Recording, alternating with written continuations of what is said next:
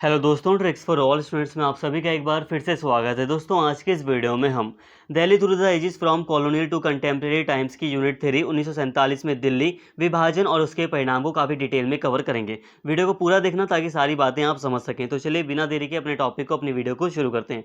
यहाँ पे पहले चैप्टर का नाम आप समझ लो, 1947 में दिल्ली, यानी कि जैसा कि हम जानते हैं कि 1947 में भारत का विभाजन हुआ था और भारत को आज़ादी मिली थी। इस दौरान जो माहौल था उसमें हमें सांप्रदायिक हिंसा देखने को मिलती है। भारत में 1947 में जो सांप्रदायिक हिंसा थी वो अपने चरम पर थी। बहुत बड़े लेवल पर विभाजन के दौरान सांप्रदायिक हिंसा हुई थी, जिसमें जिसमें कई सारी हत्याएं हुई थी और एक खौफ का माहौल था। धार्मिक रूप से ये हिंसा फैली थी। अब इस दौरान दिल्ली पर क्या असर पड़ा इसके बारे में आपको डिटेल में समझना है। देखिए, यहाँ पे लिखा है 1947 में दिल्ली विभाजन और उसके परिणाम। तो मतलब यह है कि दिल्ली पर 1947 में विभाजन का क्या प्रभाव पड़ा, क्योंकि भारत का विभाजन हुआ था। ठीक है, तो इसका क्या प्रभाव पड़ा और इसके क्या परिणाम निकले। तो विभाजन के दौरान दिल्ली की क्या स्थिति थी और उसका क्या परिणाम दिल्ली पर पड़ा। तो ये सारी चीज़ें आप देखेंगे यहाँ पर। और कई बार आप लोग इसको थोड़ा गलत पढ़ लेते हो। तो 1947 में दिल्ली विभाजन को आप साथ में मत पढ़ना, क्योंकि यहाँ पे दिल्ली का विभाजन नहीं हुआ, भारत का विभाजन हुआ था। और यहाँ पे ये जो कीवर्ड है, जैसे कि 1947 में दिल्ली, ये एक साथ जुड़ा हुआ है और विभाजन और उसके परिणाम ये एक साथ जुड़ा हुआ है। तो यहाँ पे आप, आई होप आपको चैप्टर का नाम थोड़ा समझ में आया। 1947 में दिल्ली विभाजन और उसके परिणाम, मतलब भारत का विभाजन और उसके क्या परिणाम पड़े दिल्ली पर। तो जैसे कि दोस्तों आपको मैंने बता ही दिया, सांप्रदायिक हिंसा का माहौल था। और शुरू कर रहे हैं हम आगे यहाँ पे सारी चीज़ें। तो दिल्ली इस उथल पुथल के दौरान, क्योंकि ये सांप्रदायिक दंगे हो रहे थे, सांप्रदायिक हिंसा हो रही थी, लोगों को मारा जा रहा था धर्म के नाम पर, दिल्ली इस उथल पुथल के दौरान सबसे अधिक पीड़ित शहर था। दिल्ली प्रवासियों और शरणार्थियों से भर गई थी। पाकिस्तान में हिंदुओं, सिखों, पारसियों और अन्य छोटे समुदायों को बहुत नुकसान हुआ था। अगस्त 1947 के अंत तक सुरक्षा, आश्रय, पुनर्वास और कई मामलों में बदले की तलाश पंजाब से हिंदू और सिख शरणार्थियों के साथ दिल्ली में बढ़ आने के कारण स्थिति विकराल हो गई थी।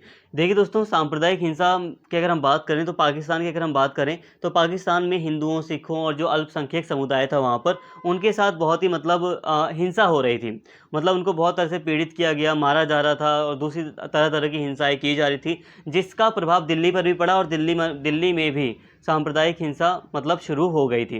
तो पाकिस्तान में जो अल्पसंख्यक वर्ग था उसको बहुत तरह के उत्पीड़न झेलने पड़े, हिंसा वगैरह वहाँ पर बहुत ज़्यादा हुई, जिस कारण से वहाँ पे जो अल्पसंख्यक थे वो भागकर दिल्ली आ रहे थे।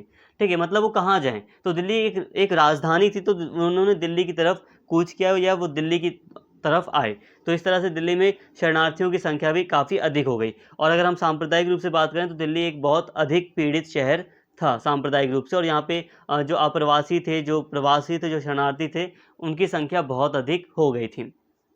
पाकिस्तान से सिख और हिंदू शरणार्थी अन्य स्थानों पर जाने से पहले दिल्ली में आ गए। सीमांत प्रदेश, डेरा गाजी खान, डेरा इस्माइल खान, पेशावर, कोहाट, चिन्योत सहित दूर दराज के स्थानों से हिंदू और सिख दिल्ली पहुंचे।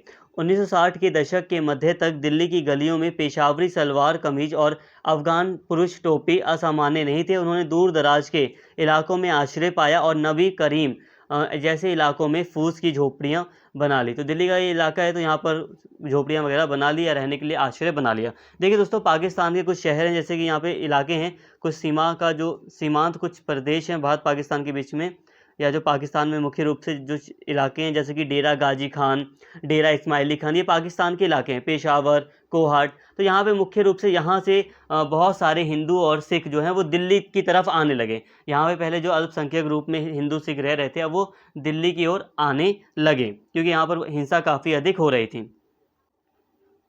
बाकी आप हिंसा के स्वरूप से वाकिफ़ होंगे कि इस हिंसा में, सांप्रदायिक हिंसा में, यही हो रहा था कि धर्म के नाम पर मारा जा रहा था लोगों को, या जो महिलाएं थी उनके साथ दुष्कर्म किया जा रहा था, और भी कई तरह तरह की चीज़ें यहाँ पर की जा रही थी। मतलब ह्यूमैनिटी किसी भी तरह की नहीं थी, हिंसा ने पूरी तरह अपनी लिमिट क्रॉस करी थी यहाँ पर।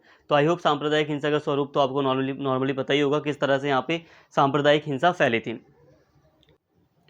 तो यहाँ पे वापस से आते हैं। तो क्योंकि पाकिस्तान में सांप्रदायिक हिंसा काफ़ी अधिक हो रही थी, तो वहाँ से जो अल्पसंख्यक समुदाय था वो दिल्ली की तरफ आने लगा। ठीक है। और ऐसे में अगर हम दिल्ली की बात करें तो दिल्ली में पेशावरी सलवार कमीज का कहने का मतलब यह है कि जैसे पेशावर वगैरह में यानी पाकिस्तान के एरिया में जैसे रहने का ढंग है, कपड़े पहनने का जो ढंग है, वो दिल्ली में भी देखा जा सकता था। मतलब वहाँ के बहुत सारे जो लोग थे वो यहाँ पर आ गए थे।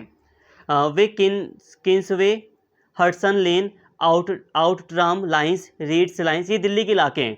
किंग्सवे, हडसन लेन आसपास ही, ज़्यादा दूर दूर नहीं है ये। तो ये इलाके हैं दिल्ली के, जो आज दिल्ली विश्वविद्यालय में खालसा कॉलेज के स्थान पर बने शरणार्थी शिविरों में चले गए। तो यहाँ पे कुछ इन इलाकों में कुछ शरणार्थी शिविर बने थे। शरणार्थी शिविर मतलब जो शरणार्थी आ रहे थे, जो पाकिस्तान से जो लोग आ रहे थे शरणार्थी के रूप में, उनके रहने का थोड़ा इंतजाम यहाँ पर किया गया था। हालांकि बहुत अच्छा इंतजाम नहीं था, लेकिन कुछ शिविर टेंट वगैरह लगे थे। कुछ को बाद में हकीकत नगर में स्थानांतरित कर दिया गया। उन्होंने शरणार्थियों को आवंटित भूमि पर घर बनाना शुरू कर दिया। जो व्यक्ति आ रहे थे उन्होंने शरणार्थियों को जो भूमि दी गई थी उस पर घर बनाना भी शुरू कर दिया, जो व्यक्ति यहाँ पे शरणार्थी के रूप में आ रहे थे। 1970 के दशक के अंत और 1980 के दशक की शुरुआत में कुछ मुखर्जी नगर चले गए, जबकि अन्य को राजेंद्र नगर में घर दिए गए। सिखों की एक बड़ी आबादी इंद्रपुरी में बस गई। तो यहाँ पे कुछ बातें बताई जा रही हैं, जैसे कि 1970 के अंत में, मतलब इस आप समझ सकते हैं विभाजन से एक बहुत बड़ी समस्या उत्पन्न हुई थी शरणार्थियों की, जो कि 1970 के दशक तक जा रही थी। और इसके बाद अगर देखा जाए तो 1970 के दशक के अंत में कुछ मुखर्जी नगर, जो आज यूपीएससी के लिए बहुत फेमस है, राजेंद्र नगर, यहाँ पर बस गए। यहाँ पर उनको घर दिए गए, अलॉट किए गए कुछ घर। और जो सिख थे, एक बड़ी आबादी सिखों की इंद्रपुरी में भी बस गई। यहाँ पे हम काफ़ी गहराई से समझ रहे हैं, थोड़ा डिफिकल्ट लग सकता है आपको, लेकिन दिल्ली के बारे में स्पेशली हम पढ़ रहे हैं, इसलिए काफ़ी गहराई से पढ़ रहे हैं।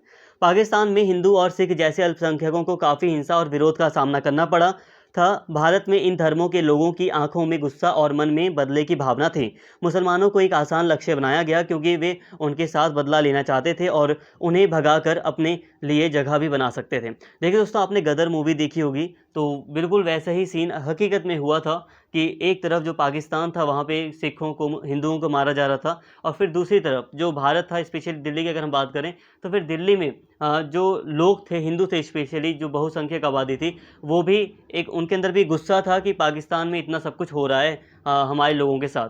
तो बदला लेते हुए मुस्लिमों को भी टारगेट किया गया यहाँ पर भी। मुसलमानों को निशाना बनाया गया। मुसलमान हिंसा से बचने और पाकिस्तान जाने के लिए गुड़गांव, रोहतक और मेरठ जैसे ग्रामीण इलाकों से दिल्ली आए। 1941 से 1951 के एक दशक के भीतर दिल्ली की आबादी में 90% की वृद्धि हुई। अब देखिए दोस्तों, अब बहुत सारे जो मुसलमान घबराए हुए थे, अब पाकिस्तान भी जाना था जिन्हें, तो उन्होंने नॉर्मली वो क्या हुआ, दूर दराज के इलाकों से वो दिल्ली में ही पहुँच गए ताकि वो पाकिस्तान के लिए रवाना हो सकें। दिल्ली को एक शरणार्थी स्थान में बदल दिया गया। यह कहने की आवश्यकता नहीं कि सांप्रदायिक तनाव के कारण शहर में बड़े फेरबदल हुए, जो विभाजन की एक वास्तविकता थी। लगभग 2/3 मुस्लिम निवासियों ने शहर छोड़ दिया। एक अनुमान के अनुसार 3,29,000 मुसलमानों ने विभाजन के बाद दिल्ली छोड़ दी। और 1951 में जब एक गणना हुई तो शहर में 99,000 मुस्लिम निवासी थे। दिल्ली की मुस्लिम आबादी 1941 में 33.22% से घटकर 1951 में 5.71% हो गई। तो काफ़ी कम रह गई थी पहले के मुकाबले। तो यहाँ पे नॉर्मली का अनुमान वगैरह के अकॉर्डिंग अगर हम बात करें तो दिल्ली से काफ़ी मुस्लिम, दिल्ली मतलब काफ़ी जो मुस्लिम आबादी थी उन्होंने दिल्ली छोड़ी विभाजन के टाइम पर। तो दोस्तों अभी यहाँ पे हम दिल्ली की बात करें तो दिल्ली पर एक ये प्रभाव आप जहाँ पे देख सकते हैं कि दिल्ली पर विभाजन का एक बहुत बड़ा प्रभाव ये पड़ा कि दिल्ली एक शरणार्थी स्थल के रूप में बदल गई। यहाँ शरणार्थियों की संख्या बहुत बढ़ गई। शरणार्थी मतलब ये समझ सकते हो आप, बहुत सारे जो पाकिस्तान से लोग आए थे वो यहाँ पे शरणार्थी के रूप में रह रहे थे। साथ में बहुत सारे जो लोग थे जो अपने घर छोड़कर दिल्ली में आए थे ताकि वो पाकिस्तान जा सकें या वो सुरक्षित रह सकें। तो वो भी एक शरणार्थी के रूप में ही दिल्ली में रुके हुए थे। मान लीजिए कोई बहुत दूर दराज का इलाका है तो वहाँ से कोई भाग कर दिल्ली में आ गया सुरक्षित महसूस करने के लिए, तो उसने तो अपना घर बार छोड़ दिया ना, तो वो एक शरणार्थी के रूप में यहाँ पर बसा। तो इस तरह से आप देख सकते हैं कि दिल्ली एक शरणार्थी स्थल में बदल गया था। अगस्त के अंत और सितंबर 1947 की शुरुआत तक स्थितियां बिगड़ती चली गई। दिल्ली छुरा घोंपने, लूटपाट और से आगे बढ़कर दुश्मन घरों और दुकानों को चिन्हित करने और शहर के हर हिस्से से मुसलमानों को बाहर निकालने का प्रयास किया गया। पुलिस भी पक्षपाती हो गई। कनॉट प्लेस में ओडियन मूवी थिएटर के पास एक घटना नोट की गई है जहां गुंडे दुकानों को लूट रहे थे और पुलिस निष्क्रिय थी। इस घटना को देखकर भारत के प्रधानमंत्री जवाहरलाल नेहरू अधीर हो गए। उन्हें काफ़ी दुख हुआ और उन्होंने खुद गुंडों को तितर-बितर करने का काम किया। यह उस पूर्वाग्रह को दर्शाता है जो पुलिस में घुस आया था, क्योंकि वे भी उसी समाज से आते थे जहां सांप्रदायिक नफरत अपना जहर उगल रही थी। देखिए दोस्तों, इस समय तक अगर हम बात करें सितंबर 1947 तक, तो हिंसा काफ़ी ज़्यादा बढ़ चुकी थी। एक्चुअल में यहाँ पे आप देख सकते हैं कि जिस तरह से पाकिस्तान में हिंदू सिखों के साथ जो अत्याचार हो रहा था या जो हिंसा हो रही थी, उसकी एक बहुत बड़ा मतलब उसका प्रभाव दिल्ली पर पड़ा, और जो भारतीय जो लोग थे उनमें भी गुस्सा था और एक बदले की भावना थी बहुत लोगों में। तो इस हिसाब से भी यहाँ पर भी हिंसा काफ़ी तेज़ी से बढ़ी। अब ऐसे में जो पुलिस थी, अब वो भी कुछ नहीं कर रही थी, वो भी पक्षपाती हो गई थी। पक्षपाती का मतलब ये है कि पुलिस के भी मन में थोड़ा सांप्रदायिक भावना आ गई थी इस समय तक। अब यहाँ पे मैं बात को यहाँ पे समझाता हूँ। देखिए दोस्तों, क्या हुआ कि जब विभाजन हुआ था, तो विभाजन में ये सांप्रदायिक दंगे कैसे भड़क गए? वो ऐसे भड़क गए कि अंग्रेज़ों को लग रहा था कि सारी चीज़ें हमारे हाथ में। वो सोच रहे थे कि सारी चीज़ें हमारे कंट्रोल में, हम संभाल लेंगे सब कुछ। लेकिन जब विभाजन हुआ, जब बँटवारा हुआ और बँटवारे में इतने सांप्रदायिक दंगे होने लगे, तो जो पुलिस थी उसके मन में भी कई सारे पक्षपात आ गया था। मतलब सांप्रदायिक दंगों ने ऐसा माहौल देश में क्रिएट कर दिया था कि देश में धार्मिक रूप से जो सद्भावना थी वो पूरी तरह ख़त्म हो चुकी थी। और ऐसे में जो पुलिस थी उसने भी बिल्कुल हस्तक्षेप करना ही बंद कर दिया। और यही तो सबसे बड़ा एक नकारात्मक यहाँ पे चीज़ ये हुई कि कहने का मतलब ये है कि पुलिस ने बिल्कुल हस्तक्षेप किया ही नहीं किसी भी जगह पर। तो इससे हुआ ये कि जो मतलब देश था वो किसी के कंट्रोल में नहीं था, सरकार के कंट्रोल में भी नहीं था। ब्रिटिशर्स कुछ नहीं कर पा रहे थे। उन्हें लग रहा था पहले कि हम ही मैप के ऊपर हम विभाजन कर देंगे, हम डेस्क पर बैठ के मैप के ऊपर हमने विभाजन कर दिया है अच्छे से, और बाकी हम संभाल लेंगे हर चीज़। लेकिन जब विभाजन हुआ तो वो कुछ भी नहीं कर पाए, उनके हाथ से सारी चीज़ें निकल चुकी थी। और यही एक बहुत बड़ा नकारात्मक प्रभाव था। तो वो जो सोच रहे थे कि उनके हाथ में सारी चीज़ें हैं, तो उनके हाथ में कुछ भी नहीं था। पुलिस वगैरह सब उनके हाथ से छूट चुकी थी। छूटने का मतलब है कि अधिकतर पुलिस पक्षपाती हो गई थी, और ऊपर से इतना मतलब दंगे इतने तेज़ी से भड़क रहे थे कि उसे संभालना भी बहुत मुश्किल था। आज भी आप देखिए कहीं किन्हीं जगहों पर अगर दंगे भड़क जाते हैं, तो आज की भी पुलिस नहीं संभाल पाती उन्हें इतनी आसानी से। तो आप उस समय की बात समझ सकते हैं। तो ऐसे में नेहरू को काफ़ी ज़्यादा मतलब अधीर हो गए वो। तो ऐसे में उन्होंने काफ़ी मतलब एक बुरा उन्हें फ़ील हुआ काफ़ी कि ऐसी घटनाएं भारत में हो रही हैं। 19 सितंबर 1947 की शुरुआत से सबसे खूनी हिंसा से प्रभावित इलाके करोल बाग, सब्जी मंडी और पहाड़गंज, ये जो दिल्ली का कुछ मिश्रित इलाका है, तो यहाँ पे काफ़ी ज़्यादा हिंसा प्रभावित क्षेत्र ये रहे थे। शरणार्थी शिविरों में जाने से पहले हजारों लोग अपने घरों और मोहल्लों में शरणार्थी बन गए थे। पुराने किले के शरणार्थी शिविर में मुट्ठी भर टेंट के साथ 80,000 लोगों की भीड़ थी। बहते पानी के एक नल, रोशनी, शौचालय और या स्नान घर के लिए कोई प्रावधान नहीं था। मतलब यह है कि बहुत स्थिति दयनीय थी। शिविर वगैरह बनाए गए थे शरणार्थियों के लिए भारत में, दिल्ली में, यानी कि बनाए गए थे, टेंट वगैरह लगाए गए थे, लेकिन बहुत बेकार सुविधा थी, कुछ सुविधा नहीं थी, काफ़ी स्थिति खराब थी। विभाजन ने न केवल शहर के आकार और कार्यों को बदल दिया, बल्कि शहरी पदानुक्रम को भी उल्टा कर दिया। अमीर रातों रात गरीब हो गए थे। शरणार्थियों के बीच अपने परिचितों और साथियों, विशेषाधिकार प्राप्त संरक्षित लोगों की खोज में एक के बाद एक व्यक्ति द्वारा अनुभव किए गए अविश्वास के उदाहरणों से व्यक्तिगत अवलोकन और संस्मरण भरे हुए थे। कहने का मतलब है जो व्यक्ति की जो स्टेटस था पहला, वो ख़त्म हो गया था। अब मान लीजिए एक परिवार है, वो शरणार्थी के रूप में अब वो रह रहा है, तो मतलब उसका जो पहला मतलब जो वो घर वगैरह छोड़ कर आया, तो उससे मतलब उसकी प्रॉपर्टी गई, इसमें उसका जो पद था, उसकी जो सम्मान था पहले, वो सब चला गया सांप्रदायिक दंगों में।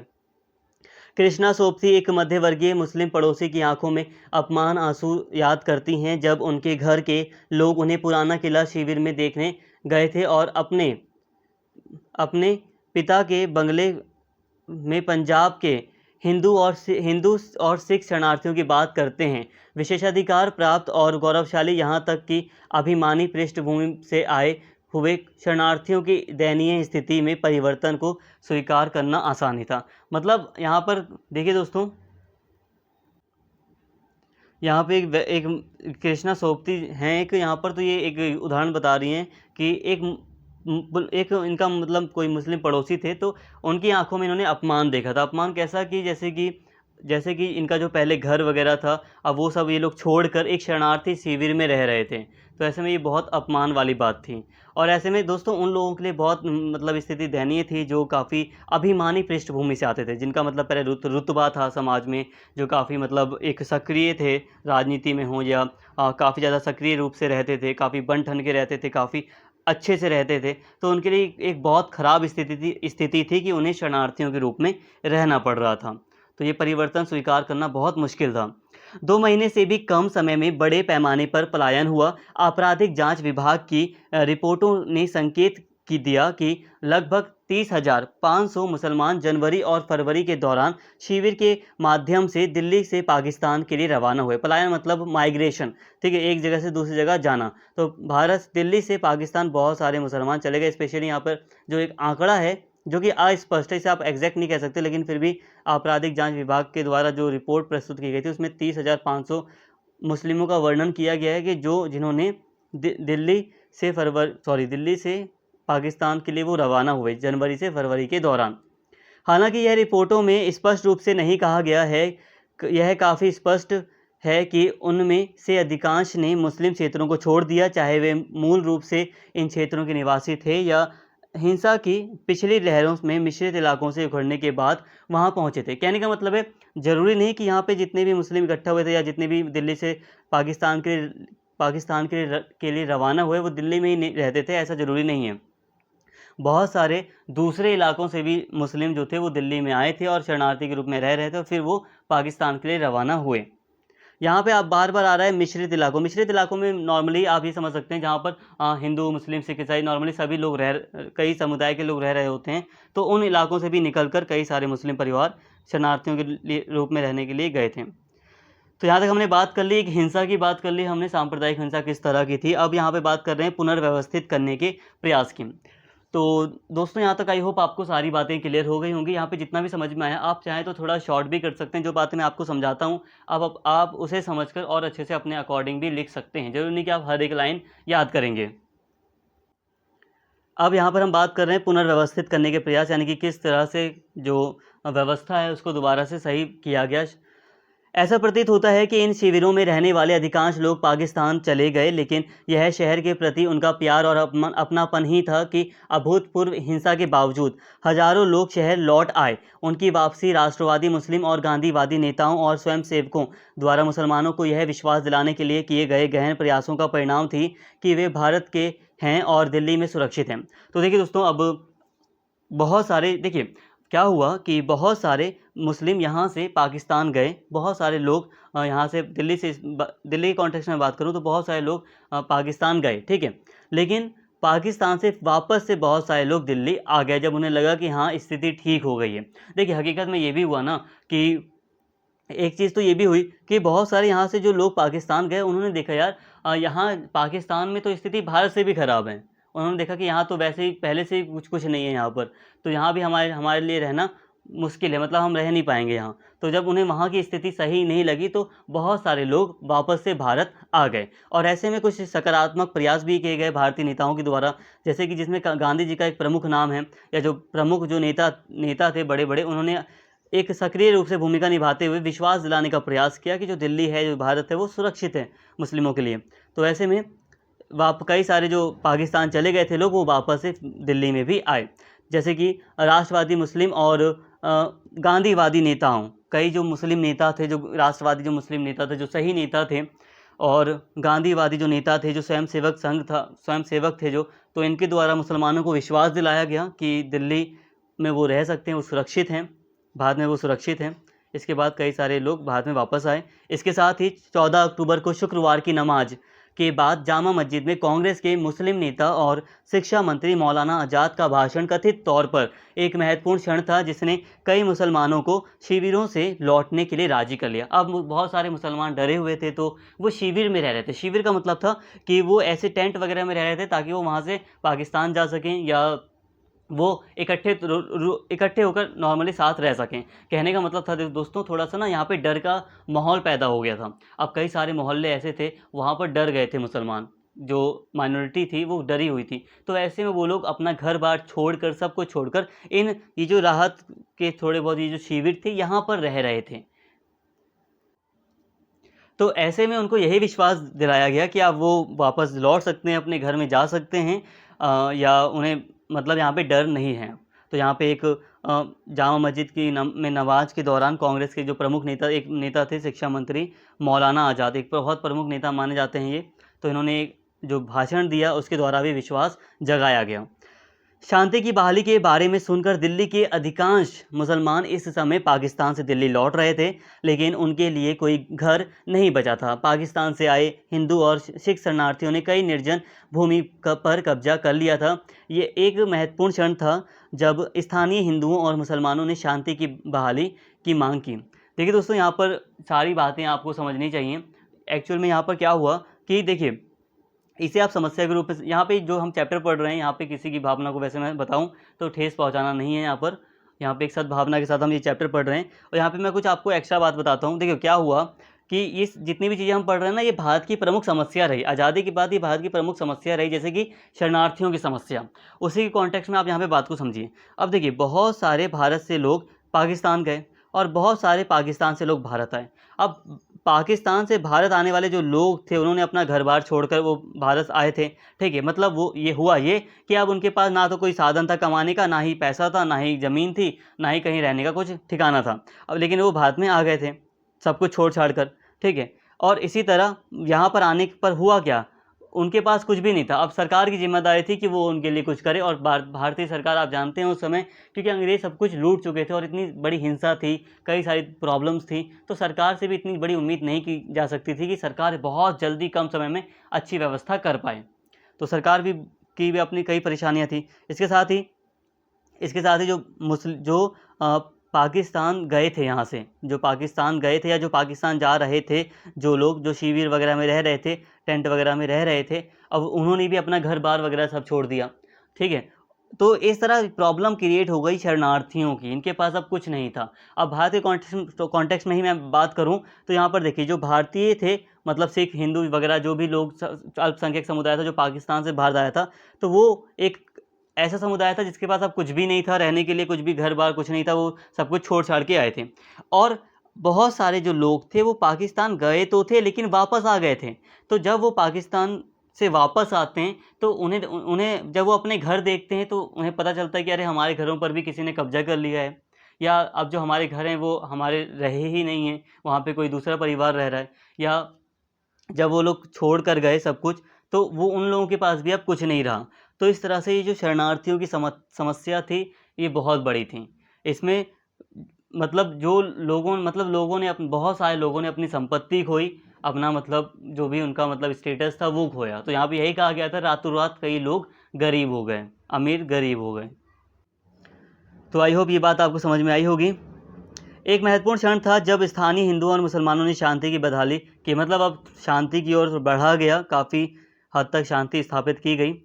इस बात पर जोर दिया गया कि जिन मुसलमानों के घरों को खाली संपत्ति घोषित किया गया था, जिन्हें आवंटित किया गया था, या जिनके कब्जे की पुष्टि कस्टोडियम द्वारा की गई थी, उनमें से कुछ ने कभी दिल्ली नहीं छोड़ा था या छोड़कर वापस आ गए थे। दूसरे शब्दों में, उनके घरों को खाली संपत्ति घोषित कर दिया गया, हालांकि वे शहर में ही रहते थे। कहने का मतलब है, बहुत सारे जो मुस्लिम थे वो चले तो गए थे पाकिस्तान, या जाने के लिए तैयार थे, सब कुछ छोड़ दिया था, दिल्ली में भी आ गए थे। और ऐसे में लगा प्रशासन को कि जो घर वगैरह हैं जो खाली हैं, तो उनको अब खाली घोषित किया जाए, खाली संपत्ति घोषित किया जाए। लेकिन हुआ ये कि बहुत सारे लोगों ने अपने घर तो छोड़ दिए थे, लेकिन वो पाकिस्तान नहीं गए थे, वो दिल्ली में ही थे या देश भारत में ही थे। उनमें से अधिकांश मुस्लिम बहुल इलाकों में चले गए, जिसे अब शहर में मुसलमानों के लिए एकमात्र सुरक्षित स्थान। तो कई सारे जो मुस्लिम थे वो मुस्लिम बहुल इलाकों में चले गए, जो काफ़ी ज़्यादा सुरक्षित माना जा रहा था। 11 अक्टूबर को दिल्ली के मुख्य आयुक्त खुर्शीद अहमद खान ने कहा कि मुसलमान अब करोल बाग, सब्जी मंडी और पहाड़गंज के मिश्रित इलाकों में सुरक्षित महसूस नहीं करते, और यह सुझाव दिया कि उन्हें मुस्लिम बहुल इलाकों में बसाया जाना चाहिए। नवंबर के अंत तक नेहरू ने अनिच्छा से स्वीकार किया, बहुत कम मुसलमानों को मुख्य रूप से गैर मुस्लिम क्षेत्रों में घर या कोई सुरक्षा मिल सकती है। मतलब ये सरकार जो प्रयास कर रही थी कि जो भी मुसलमानों की हेल्प हो सकती है, उसके लिए जो भी सरकार प्रयास कर रही थी, तो उसमें सरकार जो भी मतलब सरकार तो प्रयास यही कर रही थी कि जहाँ भी मुहैया हो सके, घर हो, कुछ भी हो, जहाँ भी मुहैया मतलब उपलब्ध कराया जा सके, सरकार वहाँ पर वो प्रोवाइड कराने का प्रयास कर रही थी। लेकिन जैसे कि कुछ नेता थे, उन्होंने भी सलाह दी कि जो मुसलमान हैं वो ज़्यादा सुरक्षित तभी वहाँ पे फ़ील करेंगे जहाँ पर मुस्लिम बहुल आबादी ज़्यादा है, और हिंसा वगैरह भी हो रही थी। तो ऐसे में नेहरू ने भी इसको थोड़ा अनिच्छा से ही थोड़ा थोड़ा स्वीकार किया कि हाँ, जो मिश्रित इलाके हैं वहाँ पे थोड़ा मतलब सांप्रदायिक हिंसा अधिक है। सांप्रदायिक तनाव देखकर गांधी बहुत आहत हुए। मुसलमानों की दुर्दशा देखकर गांधी को आश्चर्य हुआ कि क्या दिल्ली मृतकों का शहर बन गई है। अपनी शाम की प्रार्थना में उन्होंने बार बार कहा कि वह शहर में शांति लाने के लिए करो या मरो के मिशन पर हैं। शायद गांधी का दिल्ली आगमन एक महत्वपूर्ण मोड़ था। शायद उनके हस्तक्षेप ने धर्मनिरपेक्ष राष्ट्रवादी तत्वों को नैतिकता प्रदान की। तो देखिए दोस्तों, गांधी जी ने अपने स्वरों के अकॉर्डिंग यही कहने का प्रयास किया कि ये जो हिंसा हो रही है ये बहुत गलत हो रही है। गांधी जी ने यही समझाया कि ये जो हिंसा हो रही है इसका कोई भी मतलब तुक नहीं है, ये सब बेकार है, फालतू की ये हिंसा हो रही है, इसमें आप एक कम्युनिटी को दबा रहे हो पूरी तरह। और इस तरह जो गांधी जी हैं, इन्होंने जो पहले जो सद्भावना रही थी हिंदू मुस्लिमों के बीच में, उसको वापस से उजागर करने का प्रयास किया, याद दिलाया इन्होंने, और साथ में मतलब रह सकते हैं हिंदू मुसलमान, ऐसा विश्वास दिलाने का प्रयास किया। लोगों को उनकी नैतिकता, वो नैतिक भावना से सारे कार्य करें। तो ये सारी चीज़ें गांधी जी के द्वारा की गई। और शांति स्थापना में अगर मैं बात करूं तो गांधी जी का एक बहुत बड़ा रोल था। तो सांप्रदायिक दंगों को ख़त्म कराने में गांधी जी का एक बहुत बड़ा रोल रहा था, एक बहुत बड़ी भूमिका थी इनकी। समग्र भारत के लिए लड़ाई को नए सिरे से शुरू करने के लिए उन्हें ताकत की ज़रूरत थी, जिसका सपना बहुतों ने देखा था। शायद उनकी उपस्थिति से ही सरकार और स्तब्ध कांग्रेसी कार्यकर्ताओं की फौज को उनके बारे में बुद्धिमत्ता बटोरने और उनके कर्तव्य को पहचानने और शांतिपूर्ण स्थितियों की बहाली के लिए कदम उठाने के लिए प्रेरित किया। मतलब गांधी जी ने प्रेरित किया, जो नेता वगैरह थे, जो कांग्रेसी नेता थे, उनको और ज़्यादा प्रेरित किया कि वो शांति वगैरह के लिए कार्य करें, शांति स्थापना के लिए काफ़ी सक्रिय रूप से आगे आएँ और शांति वगैरह अच्छे से स्थापित की जाए। उन्होंने सांप्रदायिक सद्भाव के लिए अनशन किया ताकि सांप्रदायिक सद्भाव स्थापित हो सके। इसने चमत्कारी रूप से काम किया, लेकिन केवल संक्षेप में। तो देखिए दोस्तों, काफ़ी असर पड़ा था इसका। गांधी जी ने अनशन किया, मतलब यही कहा कि जो आप हथियार उठा रहे हो इसको आप नीचे रखो। 1946 के बाद पहली बार लोगों ने अपने शहर और जीवन का पुनर्निर्माण करना शुरू किया, लेकिन 1948 में उनकी हत्या ने पूरे परिदृश्य को बदल कर रख दिया। गांधी ने अपने उपवास से जितना हासिल किया था उससे कहीं अधिक गांधी ने अपनी मौत से हासिल किया। गांधी की हत्या ने हिंदू मुस्लिम हिंसा की ज्वाला को इस तरह मिटा दिया कि दुनिया वास्तव में बदल गई।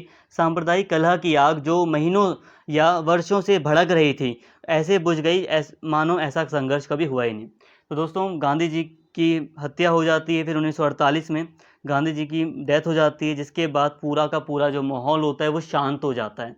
मतलब आप ऐसे समझ सकते हैं कि गांधी जी ने अनशन से बहुत कुछ प्राप्त किया था, लेकिन उनकी मृत्यु से पूरा का पूरा उन्होंने और अधिक प्राप्त किया था। क्या प्राप्त किया? मतलब जो सांप्रदायिक हिंसा जो पूरी तरह नहीं थमी थी, उनकी डेथ के बाद, गांधी जी की डेथ के बाद पूरी तरह थम जाती है।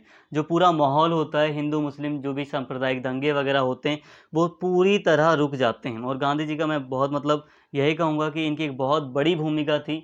जगह जगह जो सांप्रदायिक हिंसा हुई थी उसको शांत कराने में, यहाँ तक कि बंगाल में इनका एक बहुत बड़ा रोल रहा था। ये शुरुआत में बंगाल में थे और बंगाल में काफ़ी हद तक इनके प्रयासों का ही परिणाम था कि काफ़ी हद तक सांप्रदायिक दंगे कम हुए थे। पंजाब के मुकाबले अगर हम बात करें तो काफ़ी हद तक कम हो गए थे, वहाँ पे शांत हो गए थे दंगे। तो गांधी जी का एक बहुत बड़ा रोल था। तो इस तरह जो दंगे होते हैं स्पेशली दिल्ली में, वो पूरी तरह ख़त्म हो जाते हैं और पूरी तरह एक पुनर्व्यवस्था स्थापित होती है एक सद्भावना के साथ। देश फिर तरक्की की राह पर। तो दोस्तों, अंत में अगर हम बात करें सांप्रदायिक हिंसा का मुख्य कारण क्या था, तो अगर हम मुख्य रूप से बात करें तो सांप्रदायिक हिंसा का मुख्य कारण भारत का ये जो विभाजन था 1947 का, यही था। विभाजन में कई सारी कमियां थी, सबसे बड़ी बात। और विभाजन आप अपने आप में भी एक बहुत त्रुटिपूर्ण घटना थी जिसके कारण ये सांप्रदायिक हिंसा हुई थी। और इसमें पाकिस्तान का एक बहुत बड़ा हाथ रहा था कि पाकिस्तान में जो अल्पसंख्यक समुदाय था उसे जिस तरह से टॉर्चर किया गया या उसे जिस तरह से बाहर निकालने का प्रयास किया गया, हत्याएं हुई, महिलाओं के साथ दुष्कर्म हुए, तो उसका प्रभाव दिल्ली पर या भारत पर बहुत बड़ा नकारात्मक प्रभाव पड़ा। और उसी का एक परिणाम था कि दिल्ली में भी मुसलमानों को टारगेट किया गया, बदले की कार्यवाही करने का प्रयास किया गया। तो ये अगर पाकिस्तान में ऐसी घटना ना हुई होती, अल्पसंख्यकों पर इतना अत्याचार ना हुआ होता या विभाजन में समस्याएं ना होती, तो मे भी ऐसी कोई घटना नहीं होती। या जो पुलिस प्रशासन वगैरह था, अगर वो कंट्रोल कर पाता, करना चाहता, या जो ब्रिटिशर्स थे, जो जिस समय उनकी जो सरकार थी, अगर वो पूरी तरह कंट्रोल करते हुए, सारी व्यवस्थाएं बनाते हुए सही से सारी चीज़ें करती, तो मे बी ये सांप्रदायिक दंगे नहीं होते। बट कोई नहीं, अब घटना हो चुकी है, बस हम यही कर सकते हैं कि हम सद्भाव से रह सकते हैं। आई होप आपको वीडियो अच्छी लगी होगी, सारे टॉपिक आपको क्लियर हो गए होंगे। अगर वीडियो आपको पसंद आई हो तो प्लीज़ चैनल को सब्सक्राइब कर लें, वीडियो को लाइक करें, शेयर करें और कमेंट करके अपना फीडबैक जरूर दें। Thank you.